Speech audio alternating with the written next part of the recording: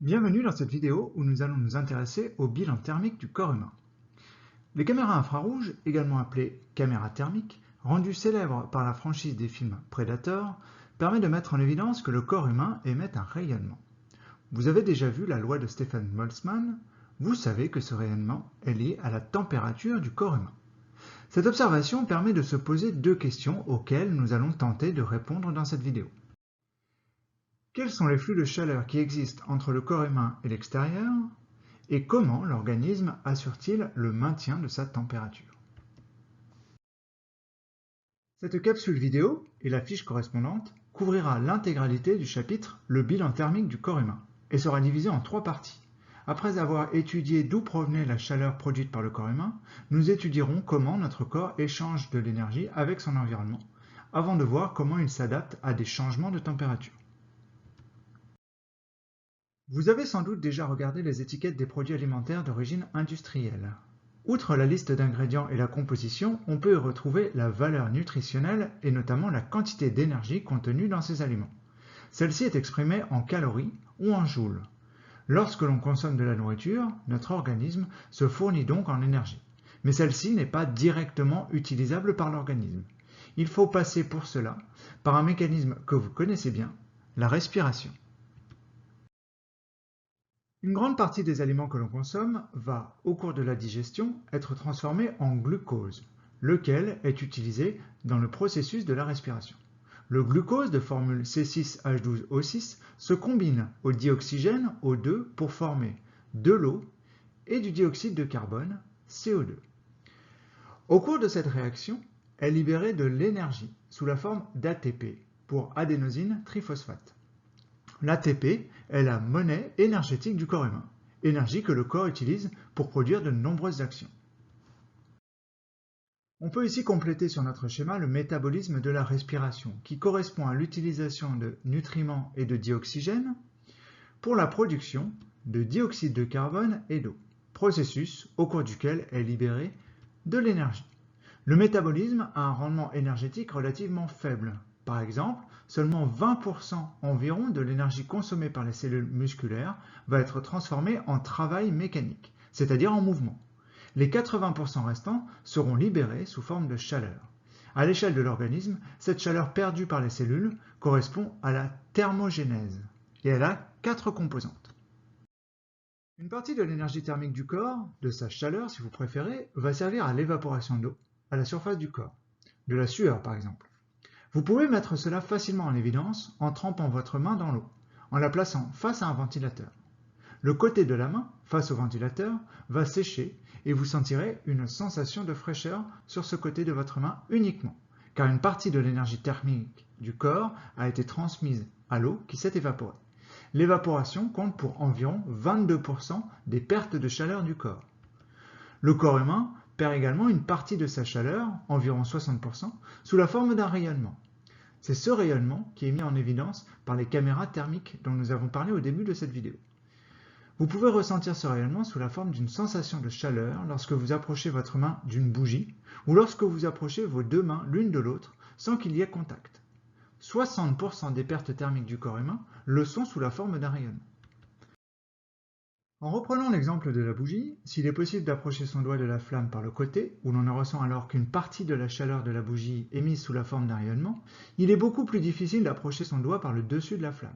En effet, au-dessus de la flamme, à la quantité d'énergie thermique transmise à votre main sous la forme de radiation, s'ajoute une énergie transmise sous la forme de convection, l'air chaud, plus léger, ayant tendance à s'élever vers votre doigt. Pour ce qui est du corps humain, c'est environ 15% d'énergie thermique qui est perdue sous la forme de convection, principalement par l'air que nous expirons. Les derniers 3% d'énergie thermique perdue par le corps humain le sont via le phénomène de conduction thermique, ce qui correspond à un transfert de chaleur par contact entre un corps chaud et un corps froid. Ici, l'énergie thermique, la chaleur, transmise par la flamme à la cuillère, se transmet progressivement dans la cuillère, depuis l'extrémité en contact avec la flamme vers l'extrémité la plus éloignée.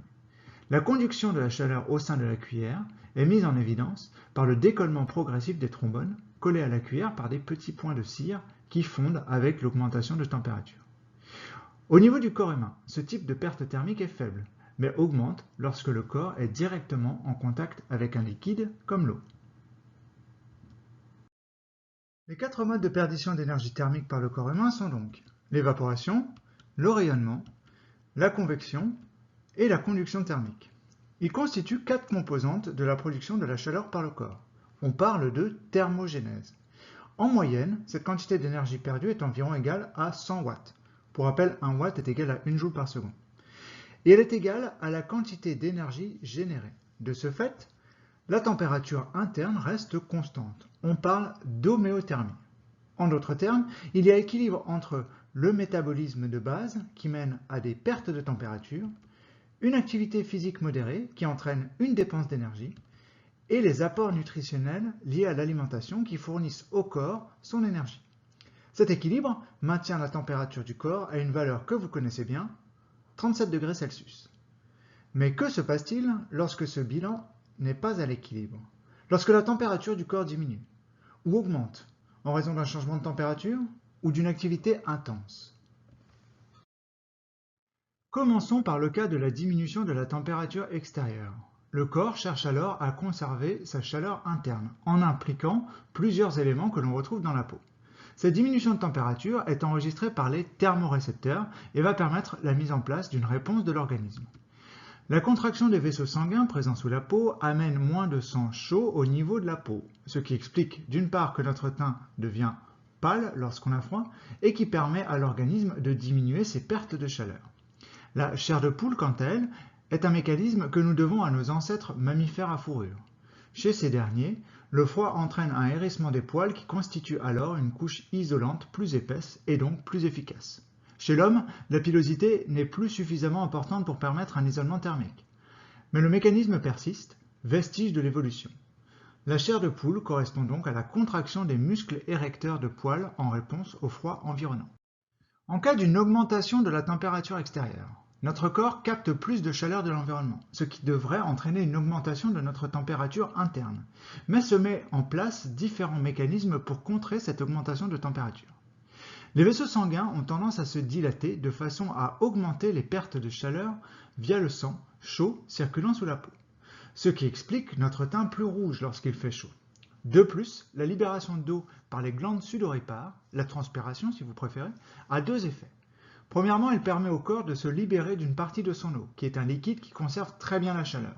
De plus, l'évaporation de cette sueur à la surface de la peau permet, comme nous l'avons vu, une évacuation de l'énergie thermique. Tous ces mécanismes mènent à une diminution de la température corporelle en réponse à l'augmentation des températures extérieures. C'est le même principe lorsque la température interne augmente en cas de fièvre ou d'effort intense par exemple. On peut donc maintenant terminer de compléter notre schéma. Une diminution de la température extérieure entraîne une augmentation de l'activité métabolique, menant le corps à produire davantage d'énergie thermique. A l'inverse, en cas d'augmentation de la température extérieure ou d'augmentation de l'activité sportive, on observe une augmentation de la sudation, menant à une augmentation de l'évaporation et donc à une dissipation plus importante de l'énergie thermique. Sont ici présentés quelques-uns des mécanismes menant à une régulation de la température corporelle, ce qui permet le maintien d'une température interne constante, donc de l'homéothermie. Nous l'avons vu, le corps humain est donc capable de générer de l'énergie sous forme de chaleur. De nombreuses entreprises cherchent donc à exploiter, capter cette énergie pour l'utiliser. Par exemple, en intégrant des capteurs à des vêtements qui pourront alors produire de l'électricité. Nous ne sommes pas encore au niveau du scénario de Matrix, de transformer les êtres humains en batterie. Mais il sera probablement possible, dans un futur proche, de recharger son téléphone portable avec la chaleur de notre corps. On termine ici cette vidéo qui couvre l'ensemble du chapitre Le bilan thermique du corps humain. Nous reviendrons brièvement sur ces notions ensemble en classe.